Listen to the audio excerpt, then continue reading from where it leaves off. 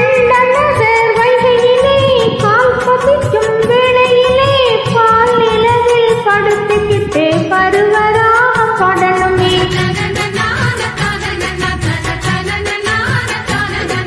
சொற்களுக்கு பக்கத்திலே சூழி என்று வந்தவனே நூல் புடவையில் ஒளிஞ்சிக்கிட்டு நினைச்ச தாளம் போடணுமே.